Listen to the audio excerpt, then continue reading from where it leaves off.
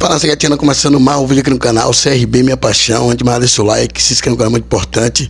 Trazendo para o trecho aí, galera da Gazeta FM de Alagoas, falando um pouco sobre a equipe regatiana, que perdeu ontem diante do Atlético Goianiense 2-1, né? E praticamente se vê ali uma situação preocupante, terceira derrota aí do Mr. Barroca, né?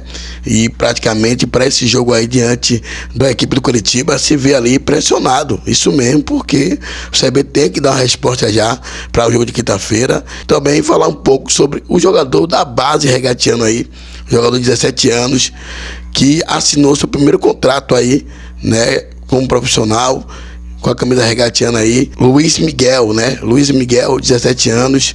Boa sorte pro garoto aí, né? Que tenha êxito aí com a camisa regatiana, que praticamente o CRB que vem destacando bastante jogadores aí na base aí, né? Isso é importante. Então, boa sorte pra ele aí. E sobre o jogo de ontem, destacar aqui 3 jogadores para mim que jogou bastante. O Everton, o Militão e o Thiaguinho jogou bastante, apesar que alguns jogadores não rendeu tanto que a gente esperava, como o GG. O CRB criou até bastante, mas na parte de finalizar que a equipe vem pecando e não pode acontecer na Série B. Então, e também não pode vacilar na parte defensiva, foi o que aconteceu. E mais, o Eduardo Barroca tem que seguir aí treinando a equipe e vendo aí onde está o erro e procurar acertar para o confronto contra o Curitiba. Falar aqui sobre o volante Falcão, isso mesmo, Falcão, que está de saída do Atlético Paranaense. O destino dele é ser o futebol israelense.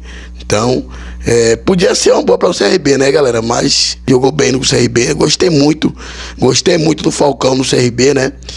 E praticamente, se fosse vir para o CRB, seria uma boa contratação. Mas é isso, boa sorte aí para o Falcão aí, que deve ir pro futebol israelense. No pós do jogo, né, na coletiva aí do Mr. Barroca, ele falou que ele mesmo admitiu, né, que o CRB tem que procurar ali soluções, né, para a equipe, valorizou muito os jogadores, né, disse que a equipe treinou bastante debaixo de chuva. Então vamos ver o que falou a galera da Gazeta FM de Alagoas, beleza? Tamo junto, forte abraço, canal Tem Minha Paixão, canal de torcedor. Complementando a análise que o Matheus fez, eu imagino que ali foi um erro múltiplo, mas a menor parcela, mas a menor mesmo do Caliel. Porque o que é que acontece? O Segovia, como bem disse o Matheus e destrinchou, ele tinha outras opções. E ele fez a mais difícil, não só para ele, mas para quem iria receber a bola. O que é que acontece numa situação como aquela? Talvez o Segovia estivesse acostumado com o Meritão recebendo aquela bola. Como é um jogador mais experiente, um jogador mais forte, um jogador mais alto, que tem uma base melhor, quando eu falo base, é uma base de sustentação, numa situação como aquela, tinha 2 opções que o Meritão poderia ter feito. O Meritão é um jogador mais experiente. Era dar um chutão pro lado ou se jogar literalmente no chão e sofrer a falta. Mas repito o que eu disse ontem. Dos culpados, o Caliel nessa situação específica é o menor deles. Também concordo com o Matheus que quem força o passe ali é o Segovia. Ele poderia ter tido uma outra atitude no jogo. Os jogadores do CRB como um todo, a sua grande maioria foi bem abaixo. Só 3 jogadores se salvaram, com mais destaque positivo. O lateral direito, o Everton, e o atacante Thiaguinho. E o outro também ali que estava bem no jogo foi o próprio Meritão. Teve boas chegadas ali no ataque da equipe do CRB. Tirando esses 3, o conjunto como um todo do CRB não funcionou. E eu até trouxe um detalhe que ontem o CRB ele pagou pela janela que ele fez. E eu explico o detalhe por que eu tenho essa opinião.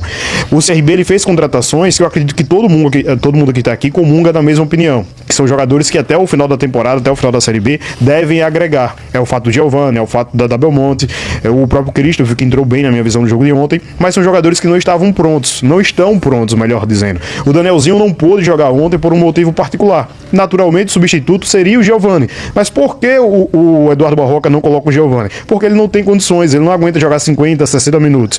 Então, isso também acaba ocasionando um problema para o técnico Eduardo Barroca. O Dadá Belmonte teve que ser titular na noite de ontem, depois de 600 dias sem atuar e voltando assim, sem ritmo nenhum. E até agora a equipe do CRB não tem um ataque titular. Quem hoje é titular mas ora na direita, ora na esquerda, e a gente entende que hoje, com o futebol moderno, isso é natural, até para confundir o adversário. Mas o CRB tem feito isso: quando alguém da direita não tá bem, coloca o Thiaguinho para lá. Quando não tá bem na esquerda, coloca o Thiaguinho para lá. E esse é o único titular. O Caliel não é titular, nem tem condições ainda de ser. O Herculano não é titular, nem tem condição de ser. O Daniel, muito menos. O Dadá, a gente sabe que vai levar um tempo para poder ficar no ponto ideal de fazer uma partida de futebol. E essas foram as contratações feitas, como falou há poucos instantes o Iverson. E uma Série B do Campeonato Brasileiro não perdoa. Então o CRB tem uma defesa boa, tem um meio de campo bom e tem um ataque que precisa muito para ter aquela sintonia fina.